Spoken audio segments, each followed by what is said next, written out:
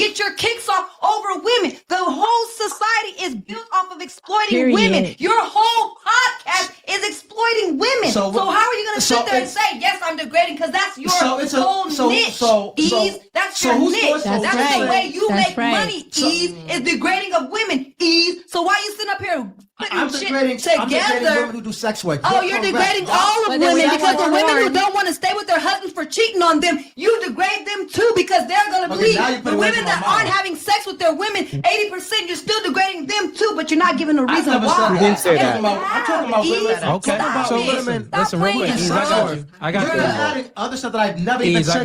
We're moving the goalpost. No, you're talking about you put a whole list of things you degrade. Yes, you missed a couple. Yo, mama, let me create some decorum here. Good back and forth. Good, I like it. That's why I let it go. It's spirited. So you said something. It's gonna be a clip though.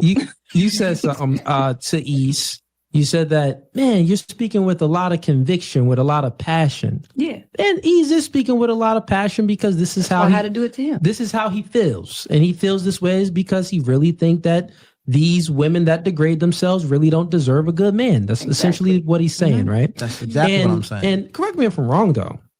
One of the reasons why I think that you're speaking with a lot of conviction and passion too is because you were one of the women that was in that fit that description that was stripping. Was a stripper. Yeah. Yes. Dancing. Is that correct? Okay, cool. So both of you are speaking with passion. Yeah. Now the difference between the conversations and what you're having is I see the angle where you're coming from. You're saying that, well, there's men out there, yes, saying this stuff like men don't want these women, but there's men out there that accept this all the time. Mm-hmm. And the reason why you are saying this is because, you know what? You're right.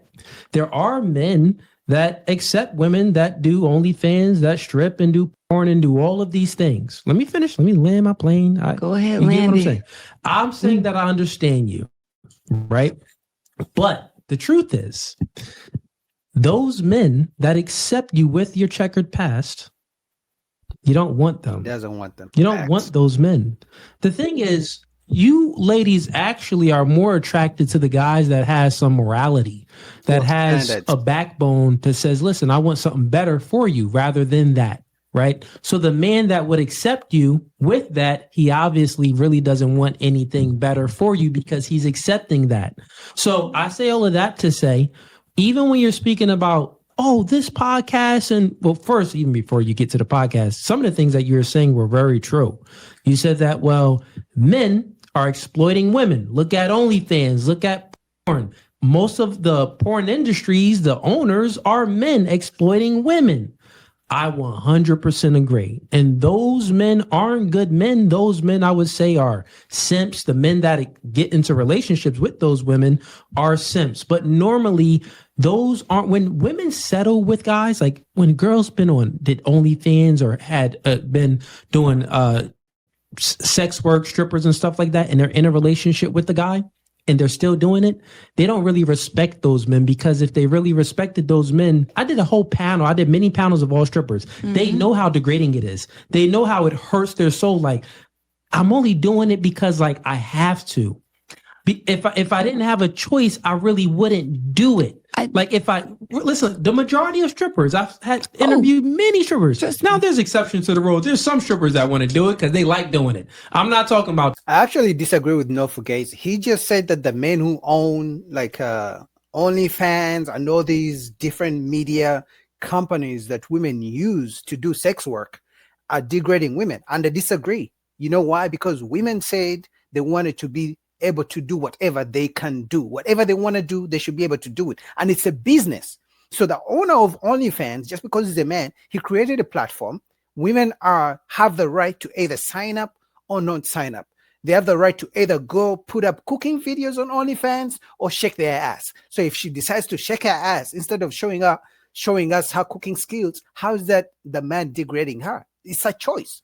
That's number one. Number two, the only reason this woman is crying and going crazy is because she's a former stripper, but she wants men to accept her for whatever decisions she made, right? And she doesn't care about the broke man accepting her. She's only caring about the rich men who don't want her for how she used to carry herself. That's the only reason she's complaining.